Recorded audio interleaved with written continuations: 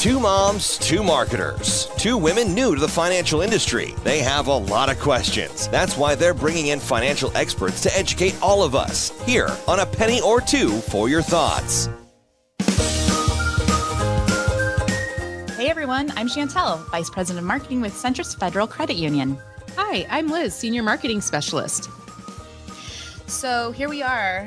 I'm really excited for this episode. Not only do we have one of the best guests that we've had, I mean, all of our guests have been great, but this guest has so much energy and is so excited to be part of a podcast, but also we'll be talking about fraud and fraud protection. And before I came to a financial institution, obviously I was aware of everything that was going on or could happen. Yep. But not until I worked here did I understand or even just see the impact it can happen to anyone. In fact, crazy that we're airing this episode or recording this episode, but my husband and I both, literally the same day and within minutes of each other, had a scam, a text message sent to both of us. Mm-hmm. It was a Netflix scam, and it was saying that, oh, your subscription is canceling because a payment didn't go through. And well, I am pretty OCD about our bank account, so I was very well aware that a Netflix payment had come out. So I, told him immediately, do not click the link. Just ignore it. I've got it all under control. And sure enough, it was a scam. Everything was processed fine through our Netflix account. We didn't, have to go without, heaven forbid, Coco Melon for 5 seconds. My 2-year-old would have had a hissy fit if that were the case. But yeah, so it's around, it's prevalent. I got one the other day from Amazon Prime. Mm-hmm. I mean, even around Prime Day. So these fraudsters know what's going on, and it's scary how much they know about us as a person and what we have and all of our subscriptions and stuff. And it just kind of reiterates the fact that we have to be careful with all of our information and what we do have out on the internet, because it's accessible to anybody. We're going to hear some good stuff today. We are. Like Chantel said, this is the day we've been waiting for since we even thought about this podcast, since it was even a glimmer in our eyes. Our next guest is someone who has a lot of great stories, but is also probably one of the most caring people I know. She is a former police officer. She's been with Centris, helping protect our members for over 3 years as a fraud analyst. Please welcome to the show, Ash Goodsell. Hey, Ash. Hi, guys. Thanks for having me. I'm so excited. Absolutely. So exciting to be here, for you to be here and experience this. So you've got some great information to share. So. Yes, lots. Yep. So let's just kind of start off with, give us a little bit of your background. What led you to Centris? You were a cop for 10 years. Yeah. So, a little bit about me. I was a cop for 10 years. I grew up in a very military cop family. So that was kind of my chosen path. So I worked a lot of white collar crimes, human trafficking. So my focus was trying to prevent crime within casinos and that kind of activity. So after I had kids, I kind of realized maybe I should change my focus and do something that still helps individuals, but taking the risk a little bit out, being a new mom. So I found this really great opportunity with Centris, and I'm able to use all of my criminal background, my college degrees, and I can do analyticals and understand fraud and scams and help our consumers and our members understand and educate them, not only in their personal lives for themselves, but also for their family and friends.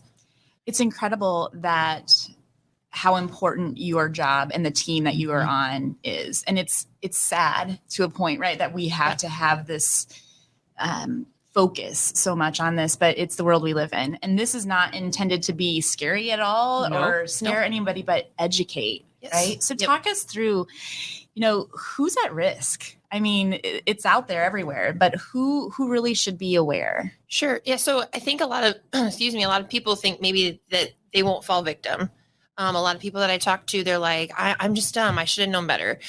Everyone is truly at risk. And a lot of people think it's just our elderly. I think that's a misconception. The FTC actually has shown recently, with the environment that we live in, that 40% of the people being scammed are the age of 20 to 29. Wow. and only 20% are that age group of 70 to 79. So if you think about it, it's actually our youth that are being targeted and being taken most advantage of just because of the environment we live in with devices and everything's online and everything is so instant. Yep. You kind of don't slow down to see what's happening. Yeah. No, that's really scary as a parent, just thinking about that, what they have access to now, just with technology. I mean, when we were kids, we didn't have that, so we didn't have to worry about it. No, it's a hard conversation to have. We've talked on the show the difference in our kids' age, and so I have an almost 20-year-old and a 15-year-old. And how do you kind of have that conversation with them? Because I talk to them about it. I'm like, guys, I hear about this stuff, and it's kind of, it won't happen to me. sure. How do you kind of, approach that with that type of a young adult? Sure. So we do see a lot of our members that are a little bit younger where we're adding people to Snapchat, right? We're adding friends. Everybody wants to be an influencer and get to the next level. Now, my kids are 5 and 7, but my 7-year-old's like, Mom, is it true? Because it's on the internet. So I think having that conversation with our youth of everything you see on Facebook, even with your best friend, might not be what it appears. So ensuring that you know who you're talking to, who you're adding, understanding what you see on your phone or on your social medias isn't necessarily what it actually is.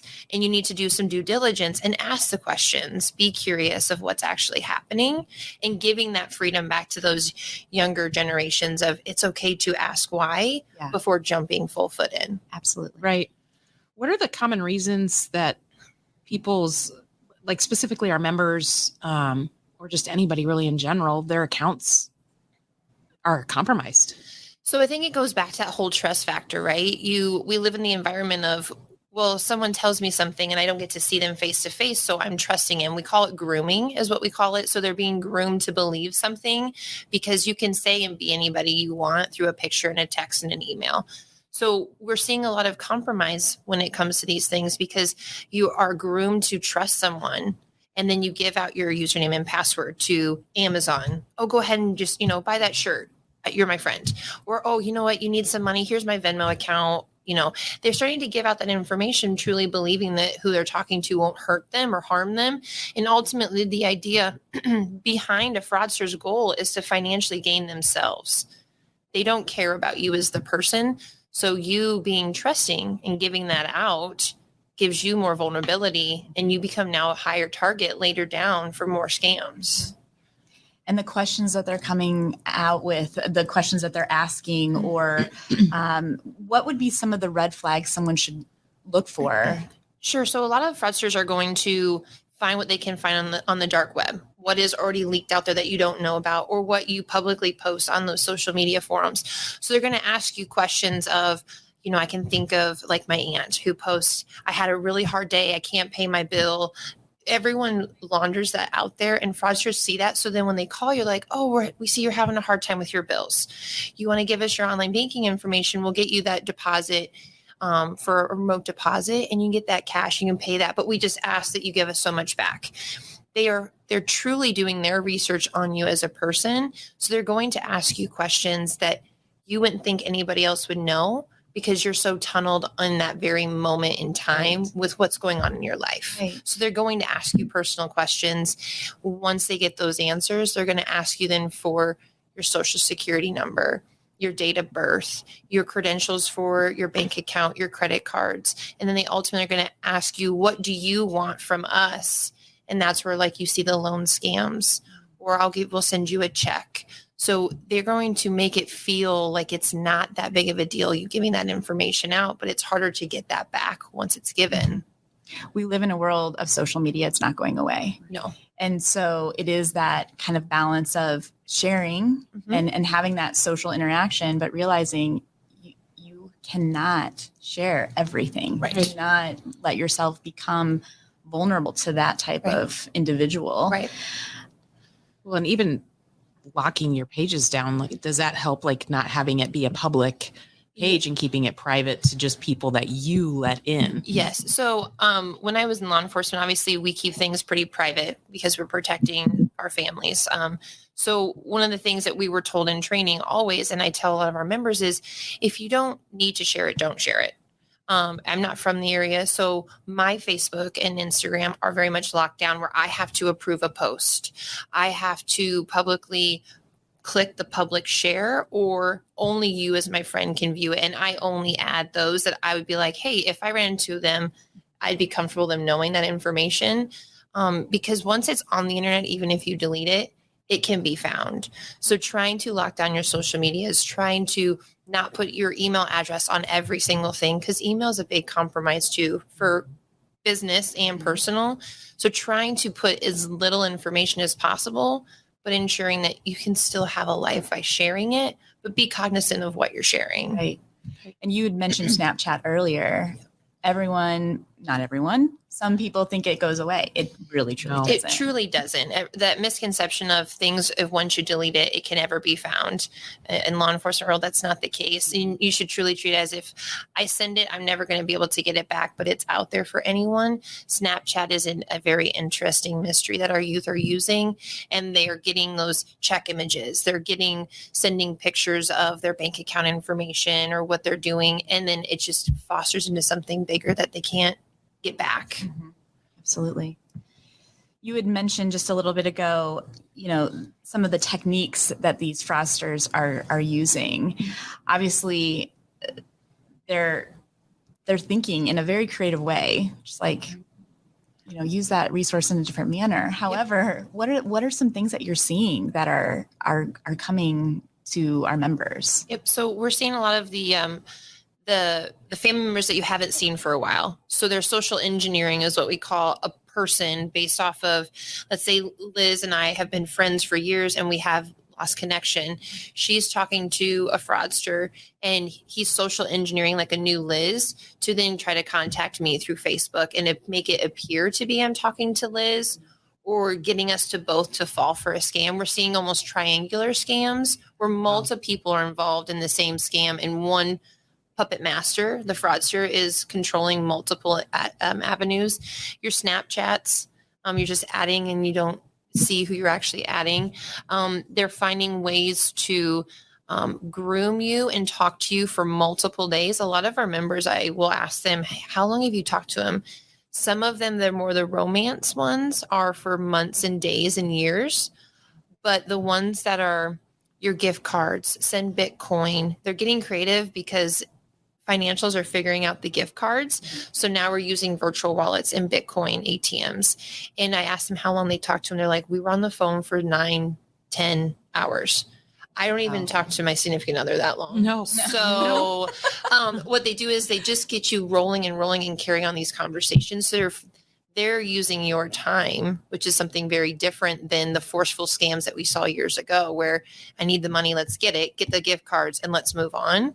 They're taking a little bit more time to cultivate that, to get as much money as they possibly can. Trying to gain that trust and move on from there. Yep. Wow.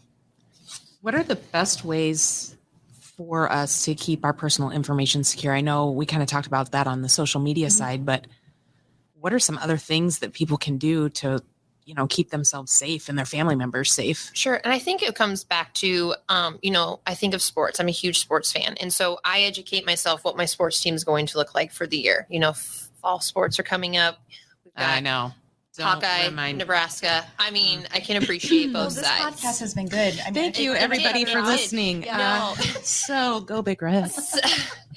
So I always tell you need to educate. You need to take your own due diligence, right? And then the other thing is you need to follow like the FTC website, Federal Trade Commission. They have lots of blogs, right, to educate you, to share that information on that website as well. It gives you steps if you think you have an identity compromise, or I just want to be proactive. Myself and my kids, I have our credits flagged. So my social security number has a flag on it. So loans, credit cards, anything like that financially that would impact my social security, my credit score, I will get notification and have to decide if that was me or not. So there are steps you can take to be proactive. If you have an information compromise, then you go to those government websites and there's actually step by step what you should do to protect yourself. But I think it's just giving yourself the due diligence to ensure that you're doing everything you can. Yeah, that's great information. And it's not always out there for people to know about. Right. So and I would say too, if you actually have had a true compromise where someone does have your social, or you had a loan opened, we have members all the time. They're like, I had this loan somewhere and it wasn't me. We recommend to our members that you need to alert all your financial institutions, whether you see the compromise yet or not. If you believe it, at least report it. And most financials, including us, will take those extra steps to do what we can to educate and to protect you on a financial end. what about those members that call in that are just not tech savvy and they have maybe done some clicking or, whatever happened? How do you guide them through that process? Because it's very emotional. Mm-hmm. I know you have those very emotional conversations sometimes. So how do you kind of guide them through that? So I feel like a lot of those that have the less tech savvy or just are unaware, maybe our elders or, we pick on the elders, we pick on our younger generations. But I think what happens mainly is you have to, like you said, take the emotion out. You have to calm them down. A lot of my conversations are, I need you to take a minute. I need you to take a breath. What I've learned through my own training is we call it condition black. So what happens is you're so involved in this scam that you don't understand what's happening right there in that moment, except that scam. Everything behind you has gone away. Noise has gone away. Your life, everything is silenced and you're focused. So then you give out, right, the online banking information, you give out your social. So in those conversations, I try to calm them down and explain, I hear you're angry. I hear you're upset. We're going to do what we can do. Getting that emotion to slow down and saying it's okay to ask questions. And when we have like the compromise with the online banking, it's getting their trust from them with their financial because they don't see me face to face. Right. So giving them the trust back because they've been truly victimized and slowing it down, resecuring as quickly but as slowly as possible. Ultimately, our goal, especially at Centris, is to slow down the process to make them feel safe again, and then walking them through getting the tech stuff figured out, or, hey, why don't you meet with a service rep? Giving them other options to help someone that might not have the tech savvy that most do in the world right now. Right. So, I've heard you have a lot of those conversations, just calming people down and kind of almost talking them off the ledge, if you will. But then you've got a tough job because they've been victimized. They've lost trust in pretty much everybody around them. Right. So now you have to earn their trust that you're going to help them, and you're not going to take advantage of the situation either. So right. I hear that side of the conversation, and it's so awesome to hear. And like I said, you're one of the most caring people. So I can just hear that tone in your voice. Like, I'm here to help you. Yep. And that's really cool to see. Yeah. So if I am scammed or someone I know, love is scammed, where do I start? Where do I begin in kind of going through that process? Who do I call? Where do I reach out to? So I would say, let's think of, let's say, like Liz said earlier, let's say your husband fell for it, right? So what I would naturally, say, right? That's usually how it works. He sees a link and clicks it, right? That's the biggest thing right now is seeing something and instantly wanting to panic. So when we have the compromise and you click on the link yourself or a friend or family member, figure out where it started. That's one of the biggest questions I ask is, did they call you? Did they text you? Did you click on something? Figuring out where the source happened. So you know, okay, where did that channel lead? Do they have access to my online accounts? Do they have access to my credit cards? Virtual wallets are huge right now. Virtual wallets are being compromised. So trying to ask what was compromised, what was given, what was not, and slowing that process down.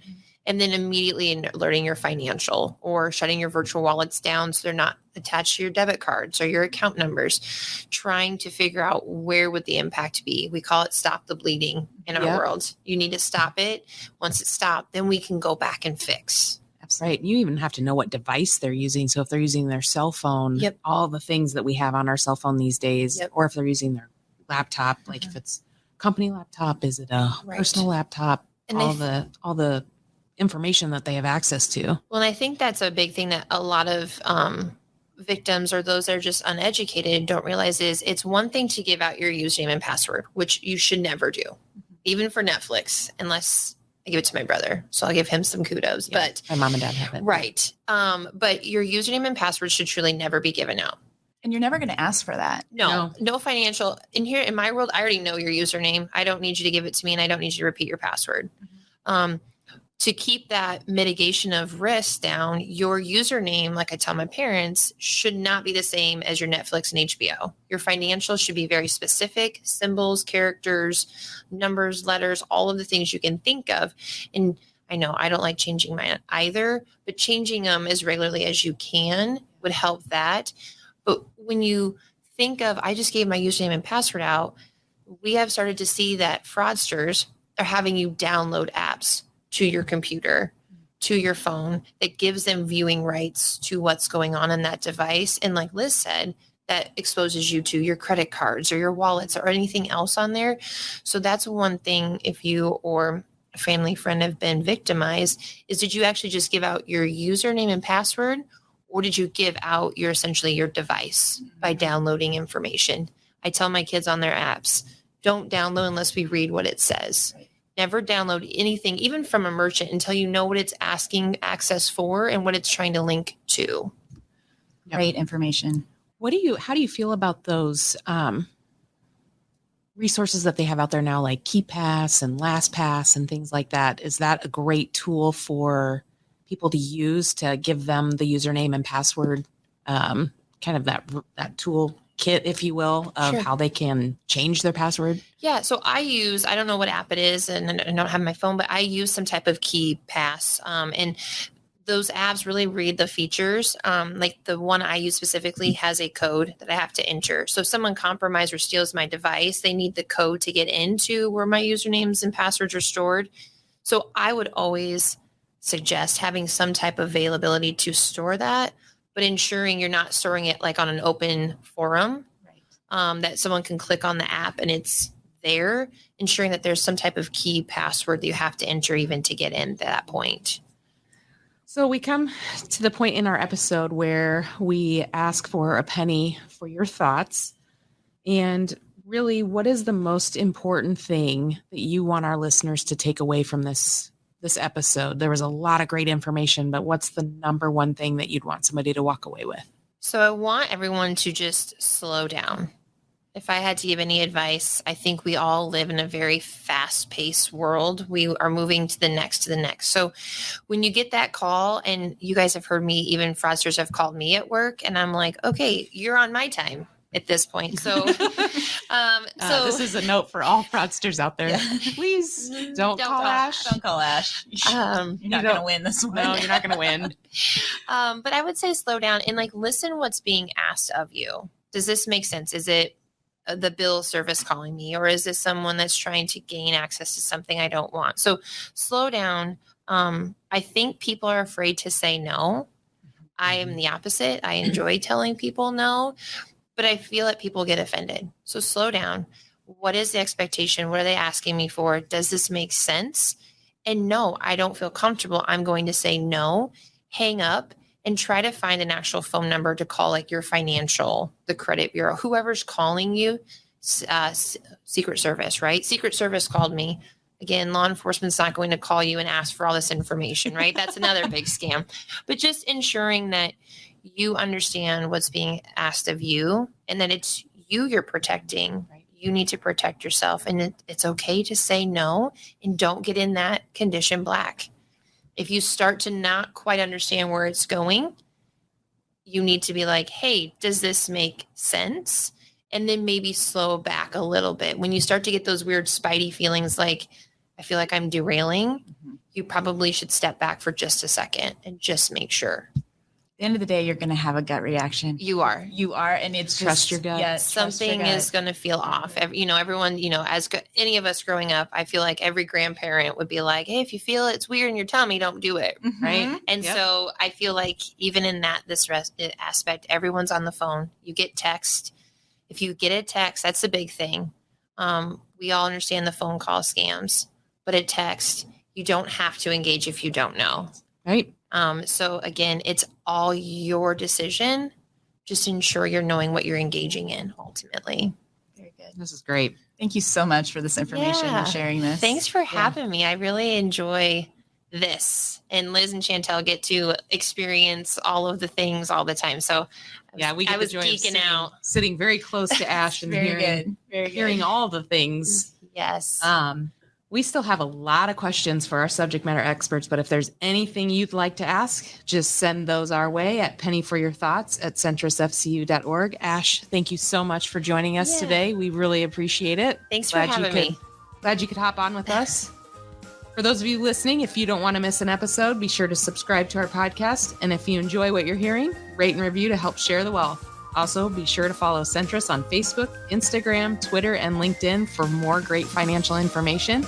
You can also visit our website at centrisfcu.org or just give us a call at 402-334-7000. You might just get to talk to people like Ash. We hope you enjoyed this episode as much as we did. Thanks for listening. Thanks, everyone.